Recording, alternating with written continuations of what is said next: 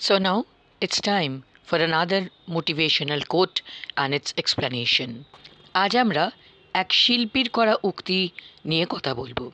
তিনি বলেছেন, if you want to see the rainbow you have got to bear with the rain. অর্থাৎ যদি তুমি রামধনু দেখতে চাও তাহলে তোমাকে আগে বৃষ্টিকে সহ্য করতেই হবে।